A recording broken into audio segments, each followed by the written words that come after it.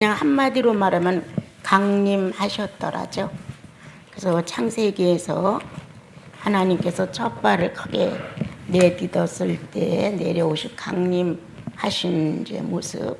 이 구약은 이제 어느 한 면은 다 성부의 강림, 그다음 성령님의 강림, 그리고 예수 그리스도는 강림이라기보다 두 번째 다시 오실 수 있는 그 내용에 더 강림이라는 단어를 강하게 힘을 주셨습니다.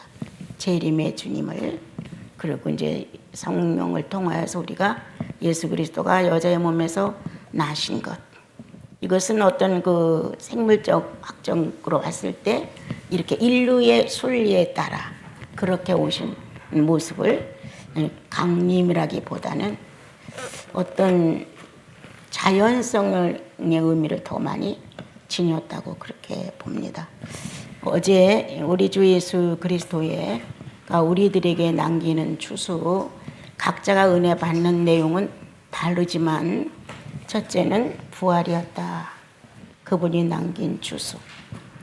주님이 남긴 것은 영원하셔서 누구에게나 이 주수의 축복이 임한다.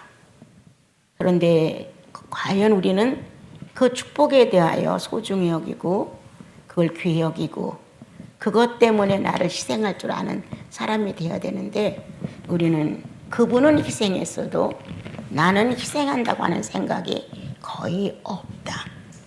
그리고 만약 내가 희생을 했다면 끝에 가서는 보상을 요구한다. 그러면 엄밀히 따지면 헌신이 아니라 장사꾼처럼 이 속을 따지는 보상 심리가 이러한 모든 것들을 무질서로 만들어 놓았죠. 그런데 깨끗하신 예수 그리스도는 이러한 보상으로 우리를 구원하신 것이 아니고 값없이 주심으로, 대가를 바라지 아니하심으로 우리들에게 아주 멋진 모범을 보여주셨죠. 그래서 부활이라는 엄청난 추수를 당신 몸에서 풍겨 나올 수 있도록, 예수를 믿어 갈수록 내 가슴속에 그렇게 느끼는 게 있기 때문에 이 육체를 소중히 여기게 된다는 거예요. 이 육체가 아니면 예수님을 어떻게 표현해? 이 육체가 아니면 성부가 아무리 능력이 있다고 해도 어떻게 표현을 해주냐고. 성부와 성자와 성령을 자유롭게 표현할 수 있는 건 구원받은 내가 있을 때거든요.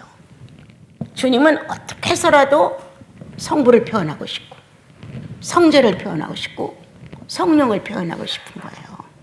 그런데 이 세 분이 나라는 한 사람의 구원을 놓고 나타나셔서 하나님 한 분됨을 증명하려고 하시는데, 우리는 여기에는 큰 관심이 없고 세 분의 분리된 것 같은, 분리된 건 아니죠, 분리된 것 같은 모습이 하나의 모습으로 연합체로 일신이 된다고 하는 이 사실을 우리에게서 만들어낸단 말이에요. 다른 데서 하시는 게 아니라 사람에게서.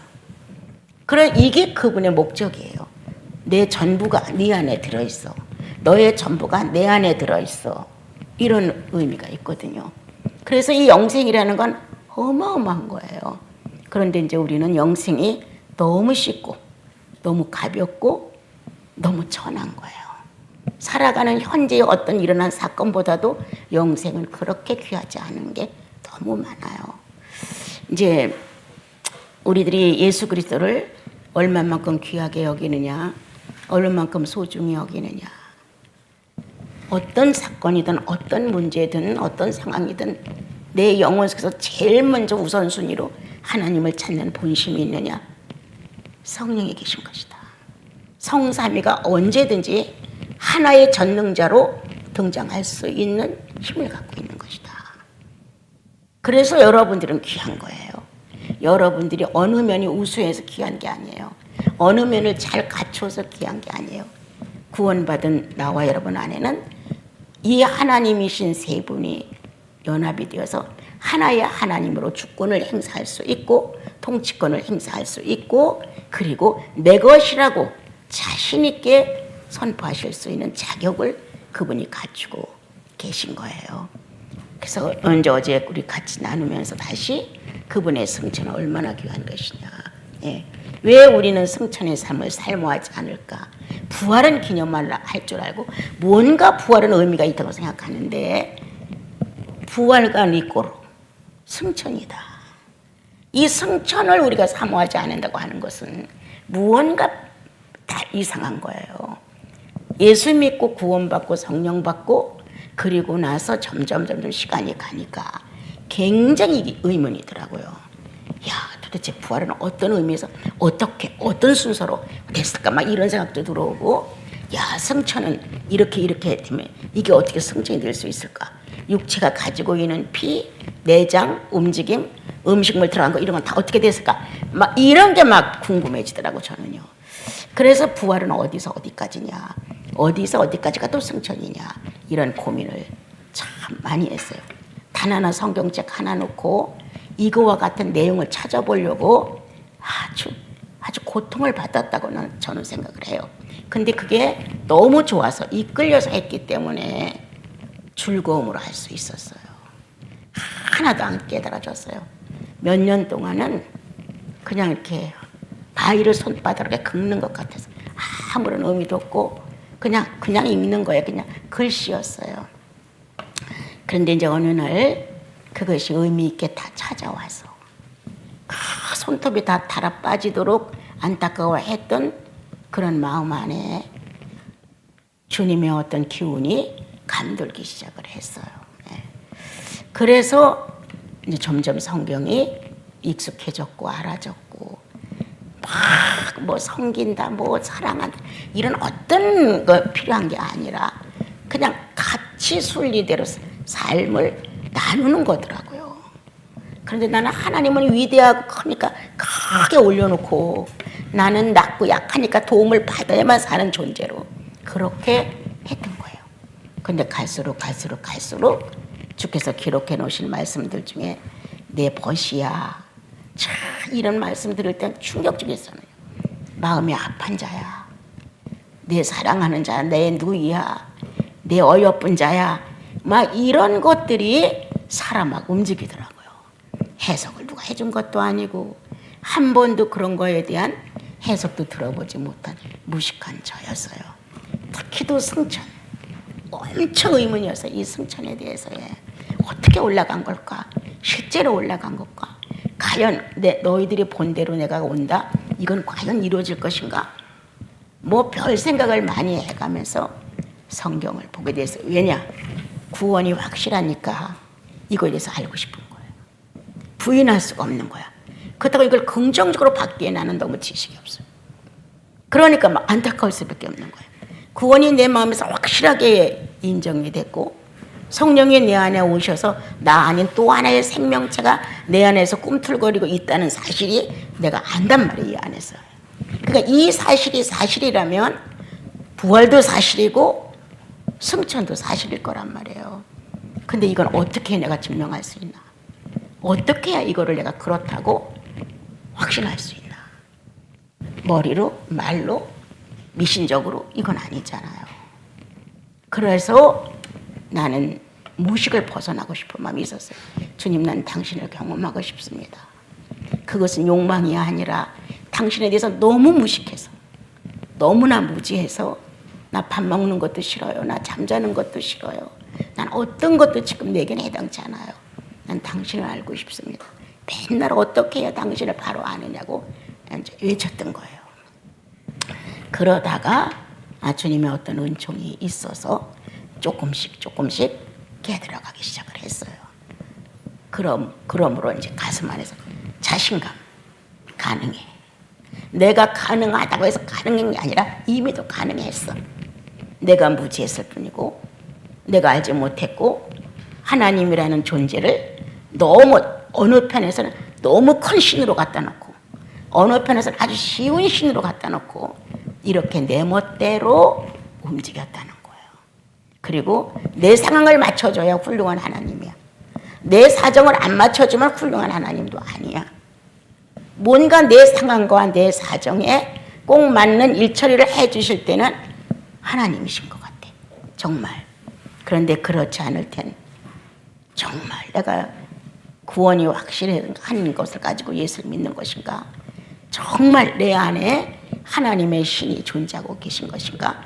이런 마음도 덜어는 많이 지나갔어요, 여러분.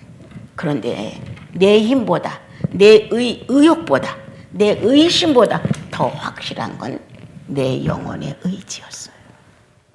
이건 어떻게 할 수 없는 무서운 힘에 사로잡혀 있었어요. 그 무서운 힘은 한껏 자유 속에서 나를 능력 있게 하셨어요. 강압적으로 공산주의처럼 억압하면서 이게 아니라 자유 속에서 어마어마한 자유를 느끼고 아주 활발하고 자연스럽고 떳떳하고 용기 있고 막 이러한 내부 안에서 나는 그분의 그러한 의미를 알게 됐었어요. 그런데 성천을 이제 광주로 나가서 알게 됐었을 때, 성천을 못하는 이유와 성천을 하는 이유, 첫째 조건은 하나님의 권위에 들어있지만, 그분의 능력에 들어있지만 우리가 이걸 실감하지 못하고 죽는다고 하는 것, 이건 세상 욕망이 너무 크구나. 너무 많은 계획과 너무 많은 성취, 너무 많은 것들을 얻으려고 하는 이런 것들이 주렁주렁 매달려 있어서 승천에 대한 감각조차도 안 되는구나. 이런 거를 느낄 수 있었어요. 그리고 동행했다는 사실이 나한테 쇼크적이었어요. 에녹이 동행했다는. 그냥 같이 걸어갔다, 그게 아니에요. 간통이 됐다는 거예요. 하나로. 성령은 둘을 하나로 묶는다는 거예요. 그럼 가능하다. 성령이 움직이시니까 그냥 움직여가는 거예요. 영생은 하늘과 땅을 구분하지 않는다. 영생의 범위는 육체와 영을 분리하지 않는다. 그 안에서 이루어져 나간다는 거예요. 이게 처음에는 그렇게 어머 그래요? 이렇게 받아들여지지는 않았어요. 그런가 보다라고 했어요. 그런데 또다시 하나님을 사모하면 그의 깨끗하심처럼 나도 그 깨끗함을 열망하면, 그분의 정직함처럼 나도 그분의 정직함을 열망하면 무언가 어느 날 소통되는 관점에서 같은 의미를 지니고 순간 딱 다른 세계예요. 그건 어떻게 할 수 없는 각자가 성령 안에서 일치성을 이루는, 그냥 우리나라 말로 하면 신비체, 신비 안에 존재하는 것. 하늘과 땅 존재하고 시간도 존재하고 내 의식도 분명해. 그런데 다른 공간이. 네. 아주 신비하죠? 그런 의미를 깨닫게 하시는 거예요. 자꾸 알게 하시는 거예요. 이게 성천이로구나. 그러므로 세상에 대한 미련이 없어져. 네. 아무것도 아니야. 형편없는 것들을 가지고 막 아우성들을 치는 거예요. 그리고 빤히 알아져요. 아무리 내가 예수 잘 믿고 내가 이만큼 헌신했고 내가 이렇게 기도 생활을 많이 했다고 해도 욕망이 디리디리 붙은 거는 숨기지 못해. 내가 선행을 이만큼 했고 새벽기도를 이만큼 했고 헌금을 이만큼 했고 어려운 사람을 이렇게 도왔다고 해도 안 돼. 성령이 그만한 범위를 차지하지 않았어. 그래서 안 되는 거예요.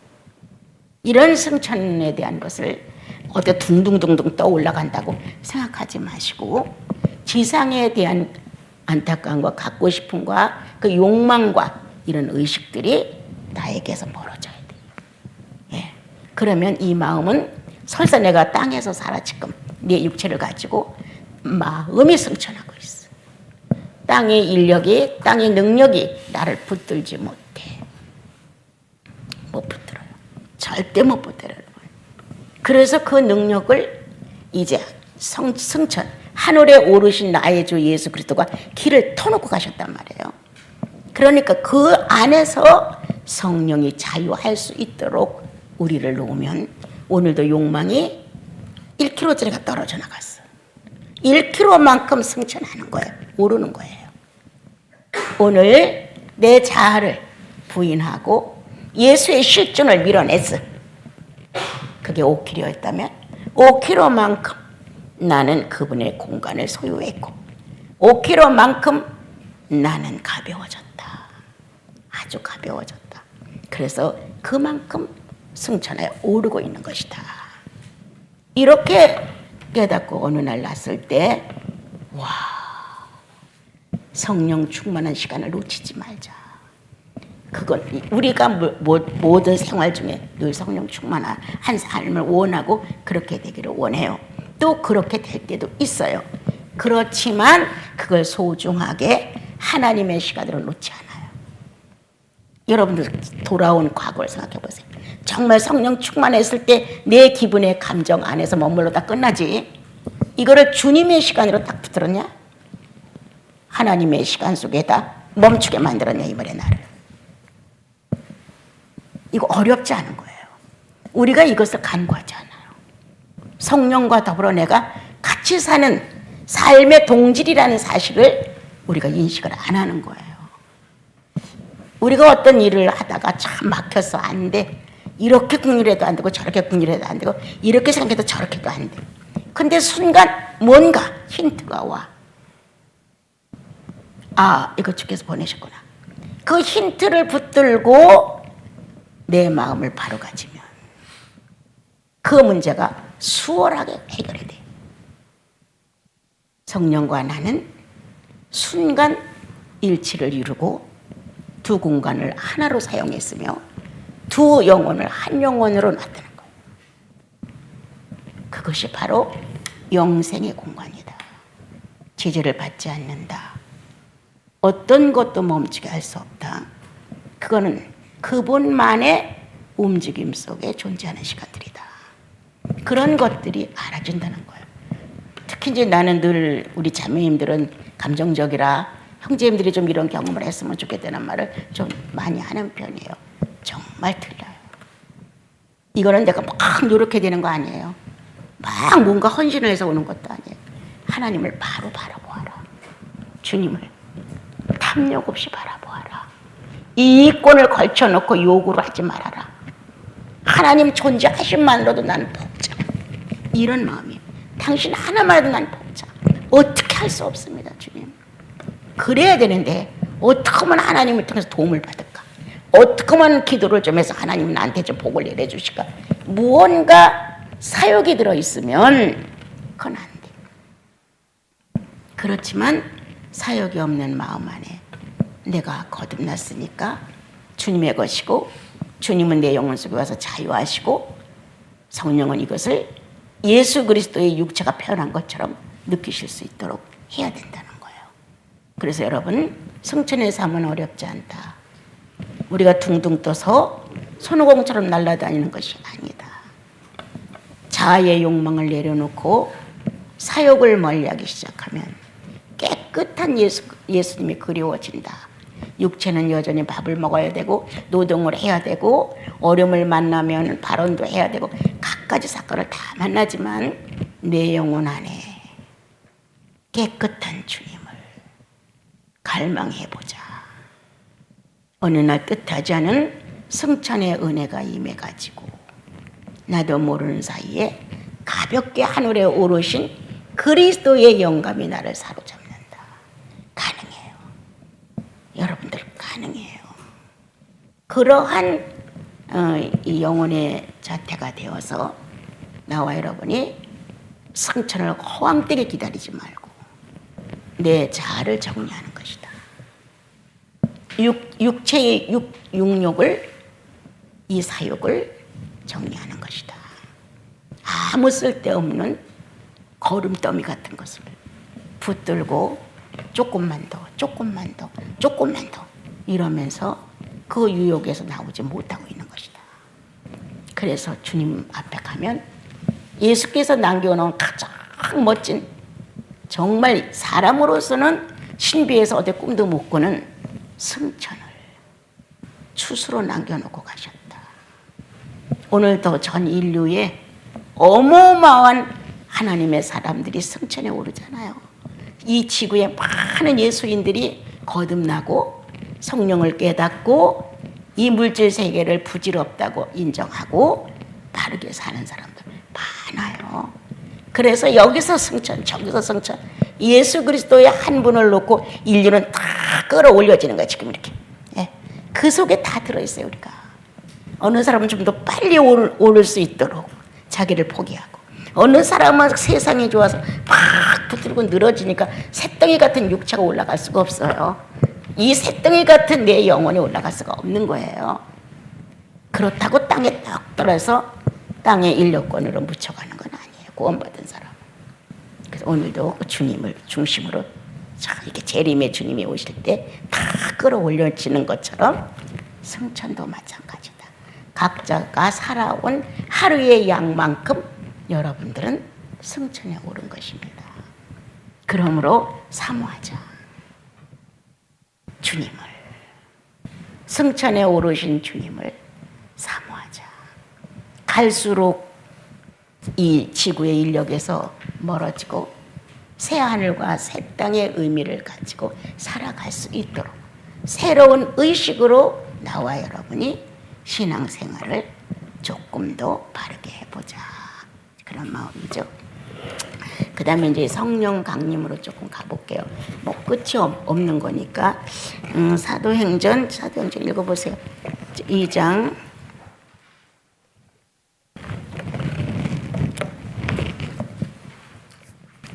같이 읽어요. 사도행전 2장.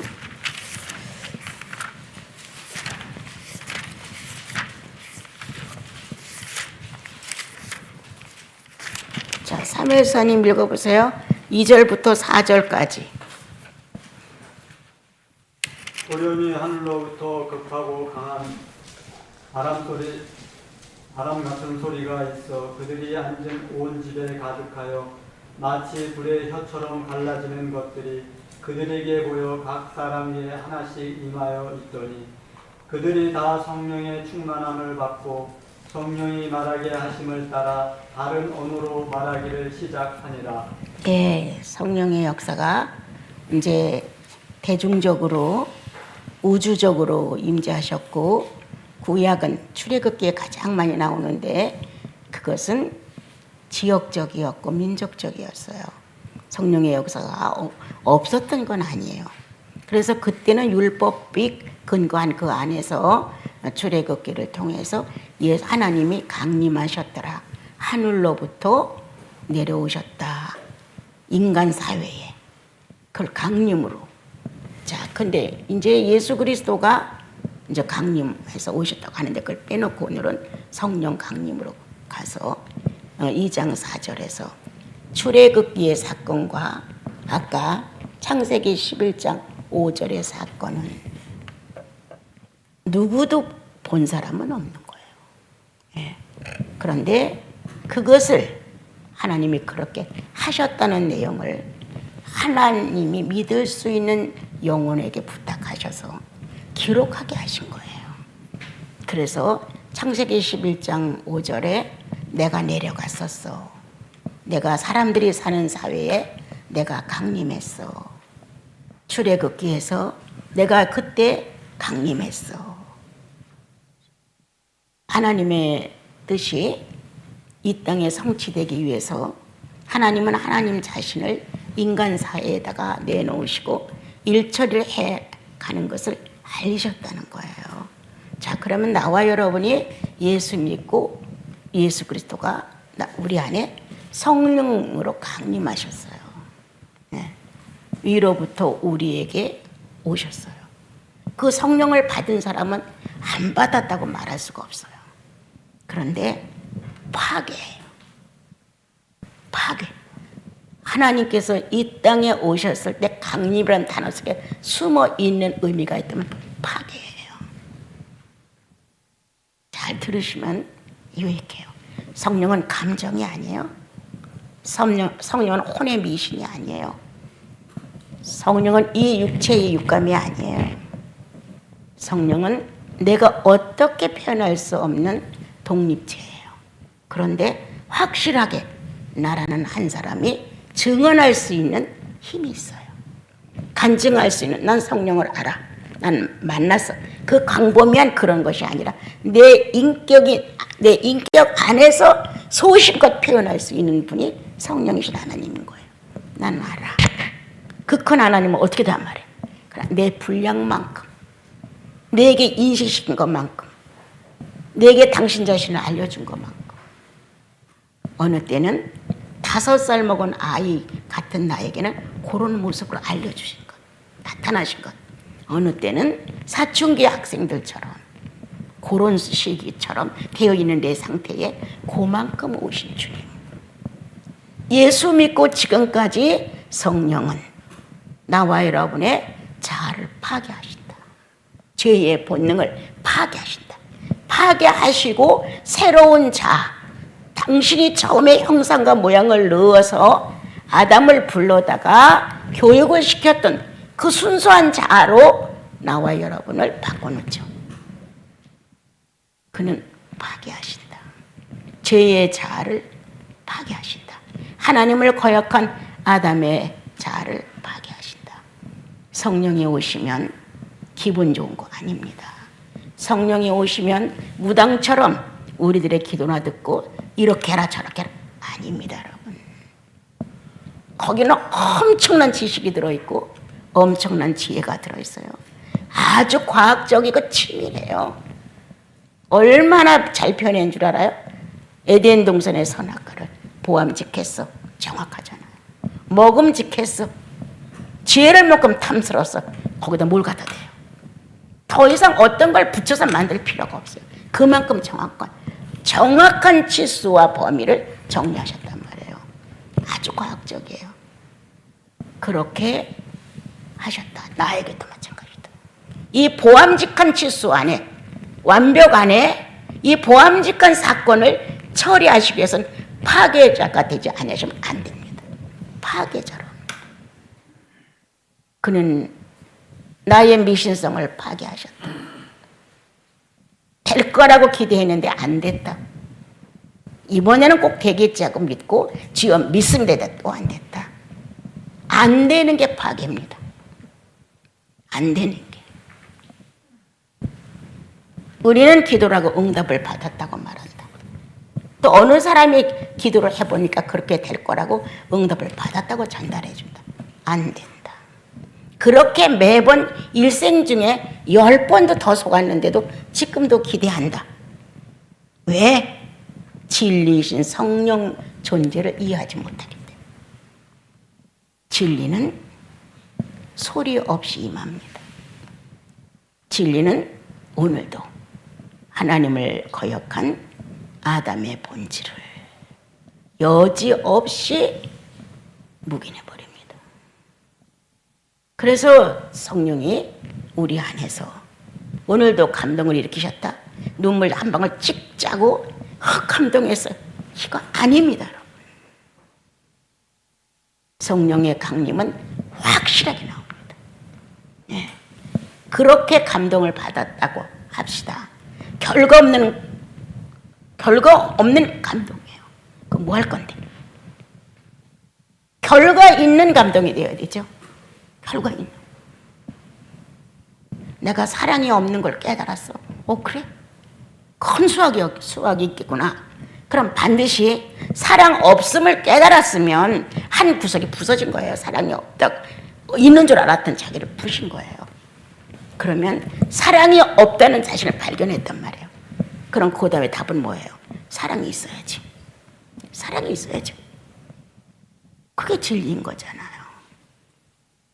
그러므로 성령 강림은 파괴다. 하나님을 거역한 아담의 본질을 파괴하신다. 그리고 성령은 오늘도 예수 그리스도가 육체를 가지고 진리를 완성했다는 거예요. 그냥 어떤 신으로서 존경받는 어떤 신으로서 그런 것이 아니라 육체를 갖고 안 먹으면 배고팠어. 때리면 아팠어. 가룟 유다처럼 예수님을 배신하고 가면 그 배신한 자리에 쓴물이 나왔어. 그게 예수님이었어요. 진리는 그래도 반항하지 않는다. 시편. 자, 빨리 펴보세요. 시편.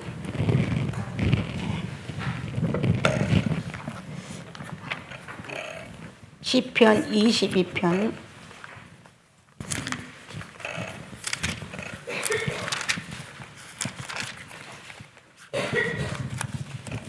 14절 시 22편 14절 피터님 읽어보세요. 나는 물같이 쏟아졌으며 내 모든 뼈는 어그러졌으며 내 마음은 밀랍 같아서 내 속에서 녹았으며 16절까지예요.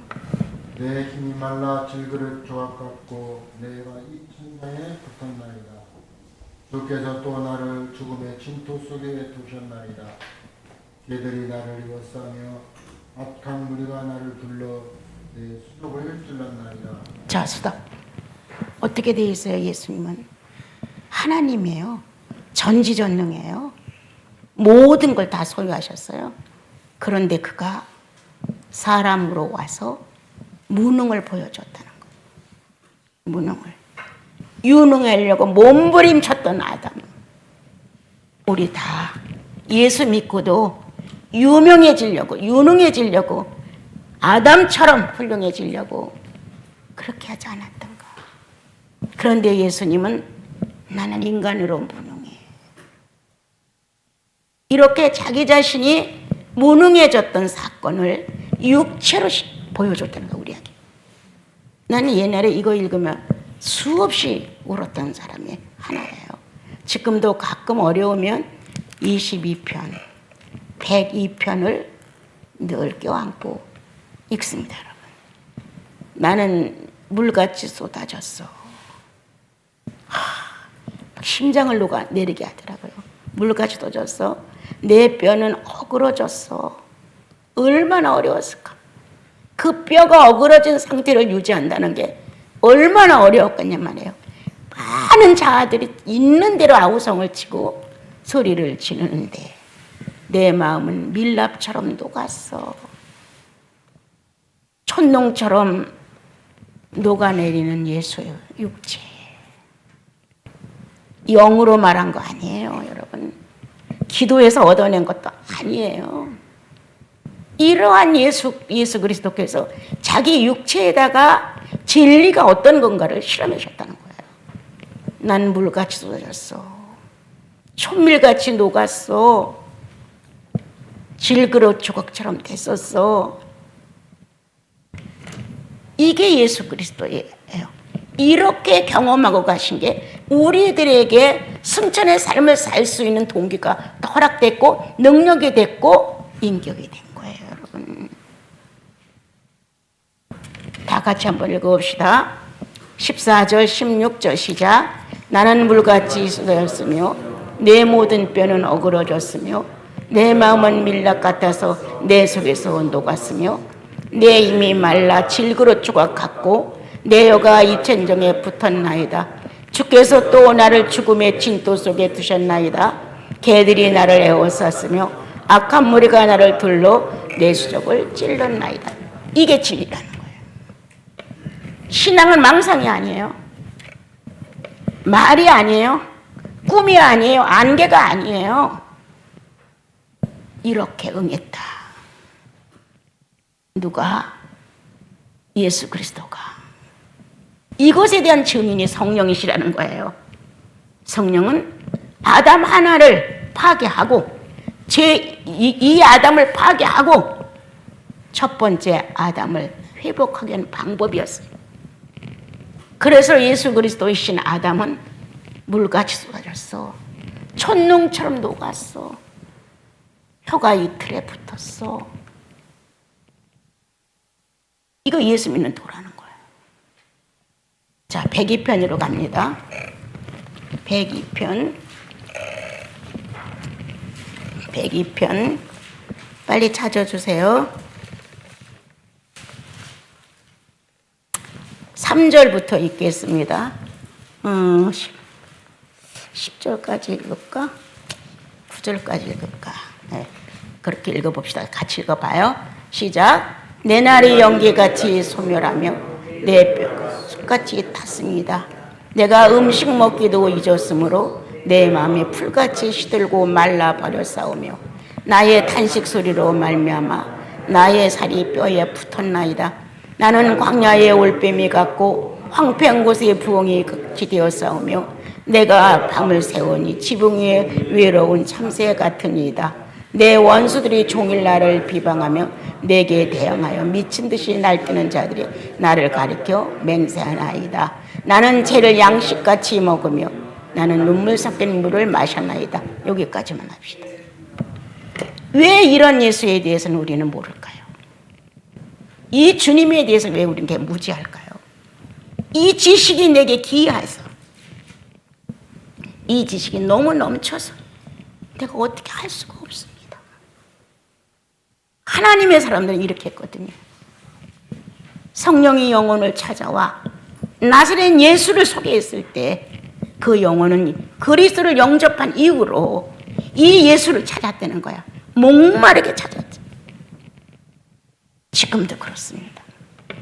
정상으로 욕심 없이 사역 없이 예수를 사랑한다면 우리는 이 예수를 만날 수 있습니다. 그 예수 그리스도를 만남으로 인하여 성령은 증인입니다. 그랬다. 여러분과 내가 예수 믿는 게 허점투성이에요. 참 어느 때는 그냥 아유 우스워. 뭐 예수 믿는다고 내가 나를 보면 우스워. 주님 난 내가 우스워요. 제때 잘 먹어. 제대로 잘 입어. 뺨도 안 맞아. 특별한 게 하나도 없어. 예수님을 위해서 하는 게. 그런데 여전히 예수 믿는다는 거야 나는. 얼마만큼 공관계를 내가 점령했을까. 예수님을 위해서 얼마만큼 수양의 기름처럼 탔을까. 번제를 드릴 때 몽땅 태우잖아요. 지글지글지글. 예수님이 수양대에서 탔잖아요. 불에. 그럼 나도 현실을 살면서 수양에 탔을 때 기름처럼 타올라다 그랬어. 그러한 간절함은 있어야 되지 않을까? 기분만 나쁘면 음성 변해, 안색 변해. 기분만 조금 오그러지면 그 사람에 대해서 단절해. 재미없어. 이런 식으로 했어요 우리는. 가짜로 만들 수는 없지만 나의 주 예수 그리스도가 이 땅에 오셔서 신이라는 신점에 관점을 놓고 구약으로부터 시작해 내게 확실한 증거를 보이기까지 성령 강림의 역사가 있다. 성령은 예수님을 통과하지 않으면 그렇게 멋있는 분은 아니에요. 하나님 얼마나 크고 멋있어요. 그런데 예수님의 일생을 거쳐오셨단 말이에요. 모르는 게 한 개도 없이 그대로 가지고 내 안에 오셨어요. 그럼 내 속에 거듭난 내 영혼 얼마만에 가치가 있느냐. 그리스도와 일생을 사신 성령의 경험은 어마어마한 가치를 가지고 나와 여러분과 함께 살고 있는 것이죠. 그러므로 이런 걸 읽을 때 아 그렇다. 연기같이 소멸되고 내 뼈는 숯같이 탔다. 이렇게 영혼을 그리는 예수님의 마음, 이렇게 하나님의 심정을 이해하는 성자 예수의 마음, 육체를 가진 마음을 송두리째 공감한 성령님, 난 이게 너무 훌륭한 거예요. 이 말 지금 이해해요. 육체를 가지고 있는 예수 그리스도를 그대로 성령이 받았어요. 성령은 육체가 없잖아요. 오늘 더 이상 나갈 거 없고요. 나중에 또 시간 되면 할게요. 강림은 끝난 건 아직 아니에요. 그렇지만 너무 많이 하면 안 돼. 여기까지만 해봅시다. 시 22편에 대해서 다시 다시 읽어봐라. 성령은 왜 파괴자인가? 무엇을 파괴시키려고 오신 것인가? 22편에 잘 기록됐죠? 102편을 봐라. 어떤 파괴를 지금 하고 계신가, 나를. 어떻게 하려고. 성령이 육체이신 그리스도를 송두리째 흡수하신 것처럼 내 안에 그리스도에 대한 것들을 흡수시키신다. 그리고 증언하신다. 그러므로 나와 여러분, 작은 일에 치사하게 자꾸 거론하거나 되풀이하거나 이러지 마십시오. 여러분들의 가치를 좀 높여주세요. 주님을 생각하면 없어져요. 기도해서 없어지지 않아요. 야, 나는 말씀 중에서 아까 말한 것처럼 번제가 타오를 때 치글치글 하고 타오르잖아요. 그렇게 타는데 주님이 내가 수양같이 탔어. 이게 가슴에 오는데 정말 죽을 것 같아. 절도한 줄 알았어. 그렇게 당신이 탔다는 거야. 이게 현실이었잖아요. 십자가의 못을 받고 이 말이 여러분과 내가 눈으로 읽을 때 마음으로 공감대가 이루어지면서 나도 타는 거야. 이런 거를 조금이라도 육체로 좀 경험을 해봐야 죄악이 둘둘둘 떨어져 나가지. 정말이에요. 다 자존심 없이 된 것 같아. 그런데 어떤 악한 상황에 어떤 기회가 한 번 오면 다 일어나. 왜? 이렇게 연단받은 그리스도의 육체의 모습이 없기 때문에 우린 잘 안 되는 거예요. 그렇지만 여러분들 가능해요. 구원받았잖아요. 성령 계시잖아요. 조금만 마음을 주께로 향해 보세요. 주님, 내가 소원이 하나 있는데 이렇게 육체가 싱싱할 때, 의식이 분명할 때, 바른 판단을 말할 수 있을 때, 이런 육체가 되어 있을 때 당신을 알고 싶어요. 먹는 건 알게 되고 본능적으로 인간이 가지고 있는 욕심만 만족시키려고 하는 상태에서는 안 되어요. 그러므로 오늘 성령 강림, 아담의 본질을 파괴하고자, 뿌리 깊은 죄성을 소멸하고자 그리스도는 강림하신다. 성령을 통하여 나와 여러분은 이 강림을 체험하면서 그리스도 육체가 이렇게 만났다는 시편 22편 그리고 102편 깊이 묵상하시고 추수, 예수의 지독한 추수, 이 추수에 동참하는 나와 여러분 원망하지 맙시다. 이웃꽃 놓고 다투지 맙시다. 네가 더 가져 내가 덜 가져 이런 거 하지 맙시다. 어떻게 하면 지난주가 있는 말씀처럼 이삭을 줄줄줄 흘려주고 갈까? 필요한 것만큼 상대가 가져갈 수 있도록 어떻게 하면 베풀어 줄까? 이런 마음에 여러분들이 되고 또 나도 그렇게 됐으면 좋겠습니다.